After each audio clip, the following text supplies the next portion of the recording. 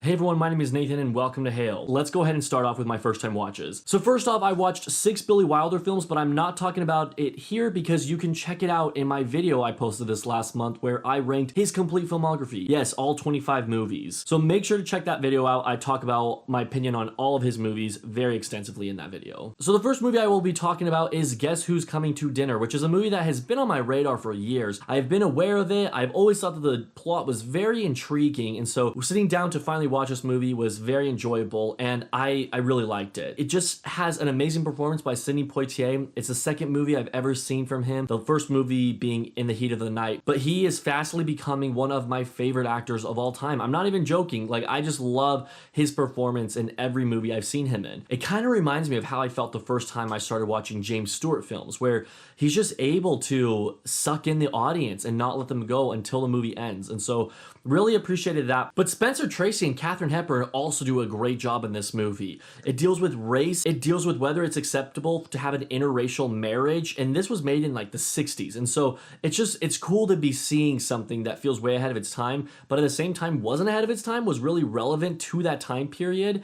And I feel like it's still relevant today. So that's why it feels a little ahead of its time, I suppose. I also really like the score in this one. I liked the dialogue, the confrontations, the funny moments, the sad moments. It was just a really enjoyable watch. Next up, I watched 1941 because I'm attempting to watch every film directed by Steven Spielberg, and this has become my least favorite movie that he has ever directed. And I hope with all my heart that nothing of his filmography beats this movie, because I did not like this movie at all. From the first 5 minutes, where it's a parody of Jaws, I knew that the movie wasn't taking itself seriously, and I obliviously watched the extended edition, the director's cut, and so I wasted an extra half hour that I could have spent not watching this movie, because that's just how much I did not like this movie. It was very dumb. The jokes didn't land. I think I might have laughed like once, and it's only because these two characters are sitting on a Ferris wheel, and out of nowhere, this guy pulls out a dummy and just starts speaking to the other guy as a ventriloquist. Like, it was just like so random that I couldn't help but laugh. Other than that though, I didn't really like the movie at all. Now I will say something cool about 1941, as well as the next few movies that I mentioned. These were all watched in the car actually. I'll mention this in my life update, but I went on a trip to Utah, Idaho, and Wyoming, Montana, those 4 states, and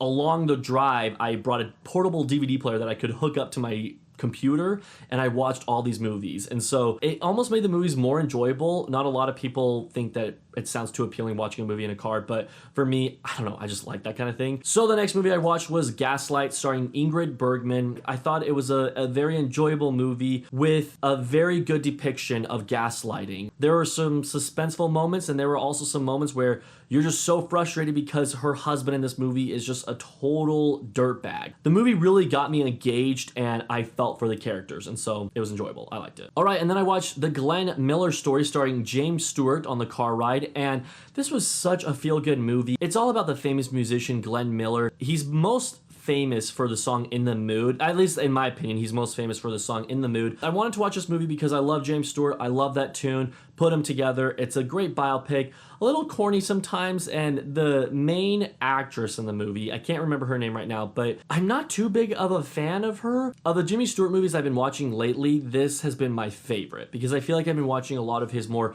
underrated movies that not a lot of people love, but this one was actually pretty enjoyable. I then watched Key Largo, starring Humphrey Bogart, and I really enjoyed this movie. I thought that it built the story very well. The characters were very entertaining, and not entertaining in like a comedic way, but entertaining in a way where I just liked every character I was seeing on screen. Lionel Barrymore is in this movie. He plays Mr. Potter in It's a Wonderful Life, and it's just so cool to see him in other roles. I feel like I always mention that, but I'm so used to seeing him as the grumpy old Mr. Potter that seeing him as someone else was just, it was great. Another standout to me was Edward G. Robinson. He is an amazing villain, and I really liked what he did in this movie. Next up in the car, I checked out Going My Way, which is a Best Picture winner from the 40s. I didn't like this one too much. I'm not a big fan of Bing Crosby as an actor, and so a movie all about him for over 2 hours, it just wasn't that enjoyable. However, I will say that the ending was very touching, so I appreciated that. I watched another James Stewart movie in the car, that was Winchester 73, and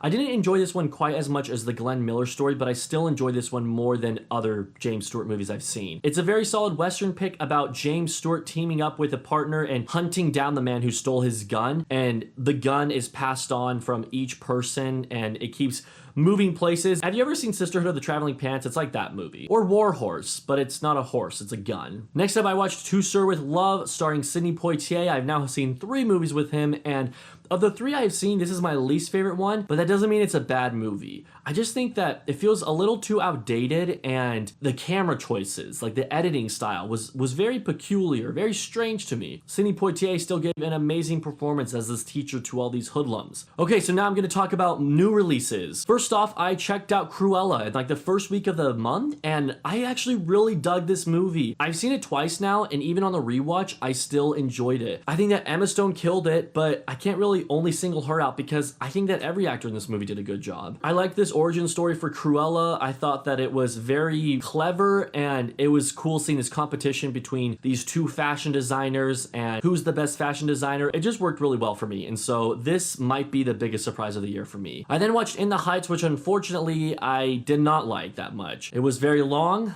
There was a lot of music that I just wasn't a big fan of, and I couldn't connect with anyone. I didn't enjoy it. I'm a fan of musicals, but this one just didn't work for me. Then I watched Luca, which was a cute movie. It was a movie that, you know, it felt like a DreamWorks movie, the entire movie, and then the last few minutes, it finally kicked in as a Pixar movie with a very emotional, just sweet ending, and so it gets credit for that. It's not as enjoyable as I wanted it to be. It's not a bad movie by any means, but it's just like, it's not amazing either. Now let's talk about your movie recommendations. I watched Taste of Cherry, which beat the movie Close Up. Little did I know at the time of putting these 2 movies up against each other in the movie fights, but both of them are directed by Abbas Kiarostami. Taste of Cherry was good enough. It's a very slow-moving movie, and when I know that I'm going into a slow movie, I can mentally prepare myself and I can appreciate the movie for what it is still. A lot of people don't like slow movies, but if I know it's going to be a slow movie, then it's going to be fine. Taste of Cherry was a slow movie, and I didn't dislike it for that. I just didn't really like the ending. I don't want to spoil it or anything, but I just felt like I had kind of wasted my time with the movie. I know that the ending is kind of artistic and it's symbolic, but for me personally, I didn't like it. And then I watched The Bridge on the River Kwai, which beat the movie A Bridge Too Far. It's another Best Picture winner, which is awesome because I can check that off my list. This is a very long movie, but kind of like how I prepare myself for slow movies, I prepare myself for long movies as well, and so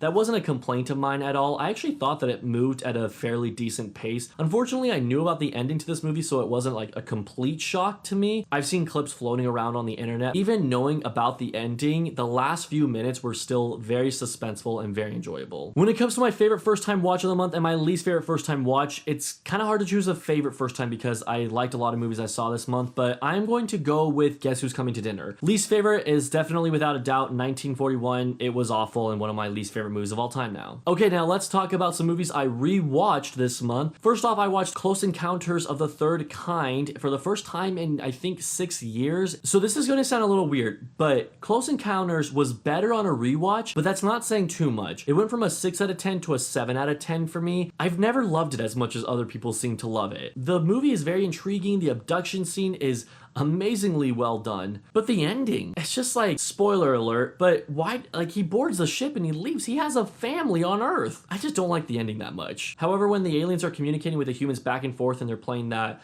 catchy little tune, I really like that scene. I then rewatched the Best Picture winner, Marty, and it was much better on a rewatch. I didn't not like it when I saw it in high school, but when I rewatched it, I loved it. This has become one of my favorite Best Picture winners of all time. I just feel like Marty is so honest about what it's trying to accomplish. It's talking about this middle-aged man who's single, and basically everyone and their dog is guilt-tripping him about being single. The performances are all great. In fact, the main actor won an Oscar for his performance, which was awesome. I also rewatched another Best Picture winner, My Fair Lady, and this was a movie that I didn't enjoy too much on a first watch, but I liked it more on a rewatch. My biggest con with the movie is it's just really, really long, and it is one that has slow moments to me, and so it's a little hard to sit through at times, but the music is catchy. At times, there are other songs that I don't really care about. Audrey Hepburn is amazing. This is one of my favorite performances, if not my favorite performance from her. It's not my favorite movie with her, but it might be my favorite performance of her because she is just hilarious in this movie, and I think she does a great job. I also rewatched Harvey, and I feel the same way about this, where it's just a very enjoyable movie. I've always liked this movie, and every rewatch seems to solidify my feelings towards it, where it's just a great feel-good movie. And then I rewatched Muppet Treasure Island, and it was worse on a rewatch. rewatch. I hadn't seen it since I was a little kid, and watching it as an adult, it was very hard to get through. I did not enjoy it. I also rewatched Muppets Most Wanted for the first time since the theaters, and it was much better on a rewatch. I remember in theaters not liking it because I didn't think that it lived up to how good the first one was. I just laughed so hard, and I didn't realize how funny the movie was because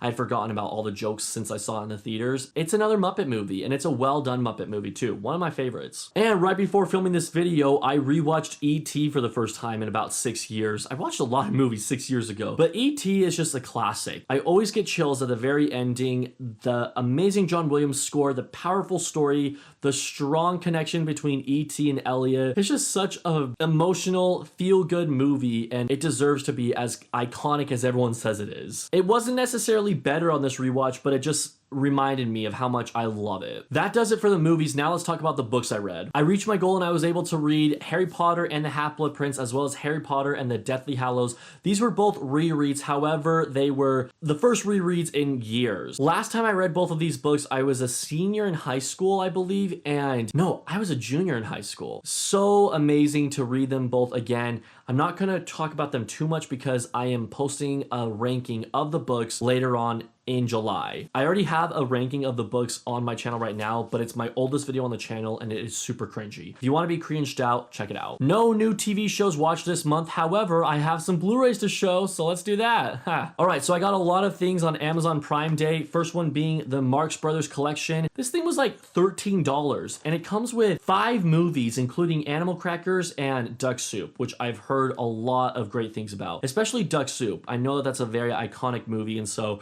this was so cheap, I had to get it. And the 2 other Prime purchases I got was the complete series of Avatar: The Last Airbender, because someday it will be taken off Netflix and I want to have it in my collection. And I normally don't double dip on movies that I already own, especially if I own them on Blu-ray. However, the Alfred Hitchcock 4K collection was a great price, and I just got a 4K TV, and so I feel like this is the great time to start buying more 4K movies because I want to just bask in all the 4K goodness that I can get. Arguably, these are 4 of Hitchcock's most iconic movies he has, and so I wanted to own them in 4K. I enjoy all of them. If I were to give a quick ranking of them, it would be Psycho, Rear Window, Vertigo, Birds. So there's that. All right, so I completely forgot to show my James Bond collection. I also got this on Prime Day, and you get a look at it on my Harry Potter shelf. It came in good condition. There's a little crease right here, as you can see. Everything else looks great. I wish that they did the cover art differently on the individual Blu-ray cases because they are super boring and just white, but I like this cover right here. All right, bye. And earlier in the month, Amazon did their buy 2, get the 3rd item free sale, and so I got 3 Criterions because I'm just aching for this July sale. I got War of the Worlds, The Gunfighter, and All About Eve. All About Eve is the only one I've seen before, so I'm excited to check these 2 out. And then there are some Billy Wilder movies that I just want to own in my collection because I really like them, and I've been so connected with Billy Wilder recently with watching all his movies. So the first one is The Apartment. I really like this edition.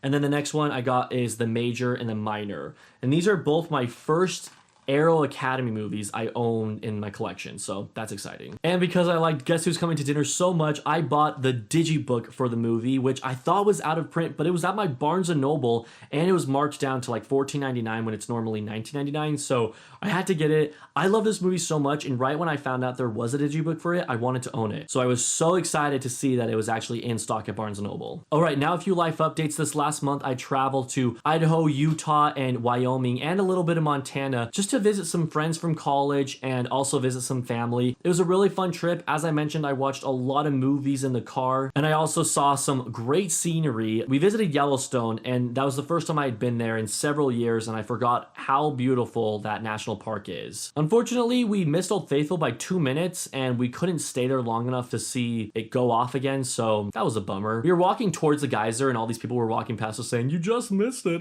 Really, that's exactly what we want to hear. I also got to ride a train, which is in the thumbnail of this video. It was a train that was going around in Utah, and you drive through Provo Canyon. It was just a really cool experience. So a few videos you can expect in the month of July. I will be releasing the rest of the Harry Potter series, the videos for Harry Potter and the Order of the Phoenix. Order of the Phoenix's video was released yesterday. Half-Blood Prince and Deathly Hallows will be coming out in the next 2 weeks. I will also be doing 2 live streams where I rank the movies and I rank the books with 2 special guests, and so you won't want to miss those live streams. That will be after the Deathly Hallows video is released, and I will also mention that as it gets closer. So be on the lookout for that. I am also setting a goal for myself. In the month of July, I will be using less social media and spending more time reading books. I have a goal for the year to read 20 minutes a day, and I haven't broken that goal yet. I've been doing a great job. However, I want to do more. I challenged myself to read 12 books in the year 2021, and I've already reached that goal, but I'm not going to stop. I raised my goal to 25 books in the year now. And so what I'm going to try to do is, by my next Wrapped episode, I hope that I can come to you guys with 5 books that I've read. I'm going to try to read 5 books this next month. So that means less social media, more time reading. Let me know what you guys watched this month. I'm so excited to hear it. Hope you guys all have a great day. Oh, and happy 4th of July.